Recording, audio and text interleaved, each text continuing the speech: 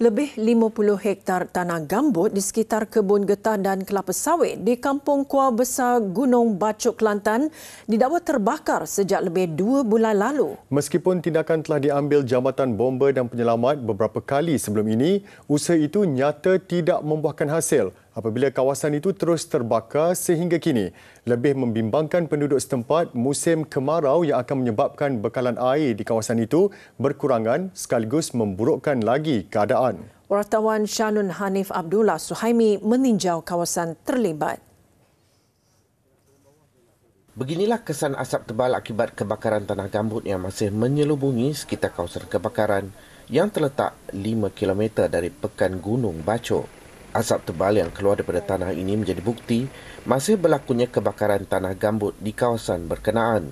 Menurut penduduk, api di bahagian bawah tanah itu akan membara dan mengeluarkan asap tebal ketika tengah hari dan petang sehingga ia boleh dilihat dari jarak 1 km. Bimbang takutnya dia api ni dia akan makan kok dalam tanah kok bawah kan. Kita takutnya melarat habislah. Takut habis kebun. Len ini separuh bagi dua dah. Sekarang len kebun. Berapa ekar makan? Saya rasa makan ni dalam 50 hektar dah. Tanah getah saya kurang dalam 4 ekar. Jadi kerugian sebanyak 4 ekar. Berapa banyak? Dianggarkan pokok getah tu dalam 2,500. Dah berapa lama dah terbakar? Terbakarnya dalam 2 bulan ni kot. Sebabnya untuk tahun ni. Tahun lepas tak kena, 3 tahun dah tak kena. Tahun ni pula baru kena.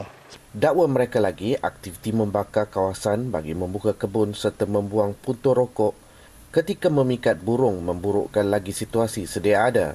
Sepanjang Ramadan ini, usaha memadamkan kebakaran itu turut dilakukan penduduk pada waktu malam sehingga jam 5 pagi bagi mengelakkan bahang kebakaran berkenaan. Siang dan malam mereka-mereka ini bertukar lumus untuk memadamkan kebakaran, tetapi malangnya tak juga mati api ini. Ada kekangan sekarang ialah kekangan air. Saya mintalah pihak Jabatan Alam Sekitar dan Jabatan Geosains serta Jabatan Pengairan dan Saliran apabila berlaku saja kebakaran dengan segera menyalurkan air. Justru tindakan segera oleh pihak berwajib dituntut penduduk termasuk mencuci kawasan saliran di sekitar kawasan kebun serta menyalurkan air bagi membolehkan penduduk bergotong royong memadamkan api berkenaan.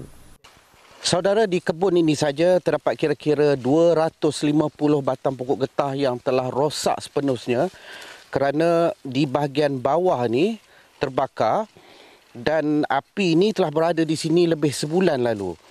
Oleh itu, penduduk minta sangat kalau boleh pihak berwajib segera memadamkan api ini kerana jika tidak, api ini mungkin akan merebak ke rumah penduduk tidak jauh daripada sini.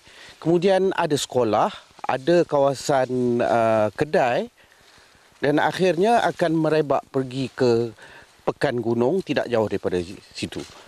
Shanun Hanif Abdullah Suhaimi melaporkan daripada Bachok, Kelantan untuk TV3.